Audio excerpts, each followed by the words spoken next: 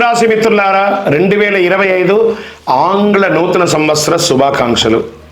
ఈ సంవత్సరం మీకు శుభాశుభ ఫలితాలు ఎలా ఉన్నాయంటే, బృహస్పతి మే నుండి 7వ స్థానంలోకి సంచరిస్తున్నారు, శని 4వ స్థానంలో సంచరిస్తున్నారు, రాహు మే నుండి 3వ స్థానంలో, కేతు మే నుండి 9వ స్థానంలో సంచరిస్తున్నారు. ధనుసు రాశి వారికి 2025 సంవత్సరం అంత అనుకూలంగా లేదని కూడా చెప్పచ్చు, కాస్త మిశ్రమ ఫలితాలని చెప్పచ్చు. అర్ధాష్టమ శని ప్రభావం చేత మీకు అర్ధాష్టమ శని ప్రవేశిస్తుంది. ధనురాశి వారికి సంవత్సరం సమస్యలు, చికాకులు అధికమయ్యే అవకాశాలు ఉన్నాయి.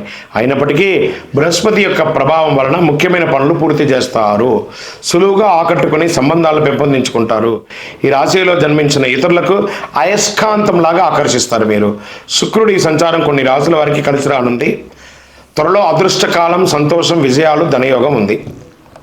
నిరుద్యోగులకి ఉద్యోగ ప్రయత్నంలో ఆటంకాలు ఎదురయ్యే అవకాశాలు ఉన్నా, ఉద్యోగంలో ఉన్నవారికి కాస్త పై అధికారుల నుంచి ఇబ్బందులు వచ్చే అవకాశాలున్నా స్ట్రెస్ని అధిగమిస్తారు.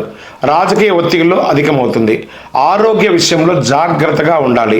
ధనుర్రాశి విద్యార్థులు ఈ సంవత్సరం మధ్యస్థ ఫలితాలను పొందే అవకాశాలు ఎక్కువ కనబడుతున్నాయి. ధనుర్రాశి స్త్రీ కుటుంబంలో వాదనలు మరియు ఘర్షణ వాతావరణం ఎక్కువ అయ్యే అవకాశాలున్నాయి, జాగ్రత్త పడండి.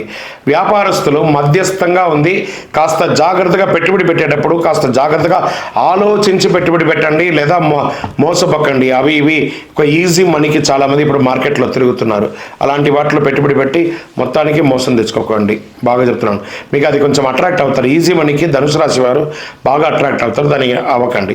కుటుంబ సమస్యలు అధికంగా పొందే అవకాశాలు ఉన్నాయి. అన్నదమ్ముల మధ్య, అక్కచెల్లెల మధ్య, భార్యాభర్తల మధ్య కూర్చొని మాట్లాడుకొని పరిష్కరించుకోండి.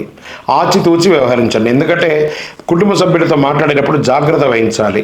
రాజకీయ నాయకులకు రాజకీయపరమైనటువంటి ఒత్తిడి అధికమవుతుంది. సమాజంలో తిరిగేటప్పుడు ప్రజాక్షేత్రంలో చాలా జాగ్రత్తగా ఉండాలి. రైతాంగం మిత్రులకి మిశ్రంగా ఉంటుంది. నూతనంగా ఉద్యోగం కోసం ప్రయత్నం చేసే వాళ్ళు కాస్త ఓపిక పట్టాలి. మార్చి తర్వాత కొంచెం అనుకూలంగా ఉంది. మే తర్వాత వివాహం కాని వారికి వివాహాలు వచ్చే అవకాశాలు కనబడుతున్నాయి. ఐటీ రంగం వారికి స్ట్రెస్ విపరీతంగా ఉంటుంది, జాగ్రత్త పడాలి.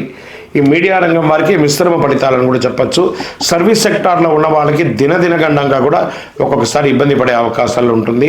మీకు ఒక పరిహారంగా దీన్ని చెప్పడం జరుగుతున్నాం. ఒక చిన్న పరిహారం చేయండి, శుభ ఫలితాలు పొందుతారు. శని భగవానునికి, ఎందుకంటే అష్టమ శని ఎంటర్ అయింది కాబట్టి అర్ధాష్టమ శని భగవానునికి తైలాభిషేకం చేయండి. నవగ్రహాలకి 19 ప్రదక్షిణలు ప్రతి శనివారం చేయండి. కాకికి బెల్లం ముక్క పెట్టండి. నువ్వులు దానం ఇవ్వండి. ఎవరైనా పేదవాళ్ళకి చెప్పులు దానం ఇవ్వండి. దక్షిణామూర్తి స్తోత్రం పారాయణం చేయండి. అతి శక్తివంతమైనటువంటి కరంగాళి మాలను ధరించండి.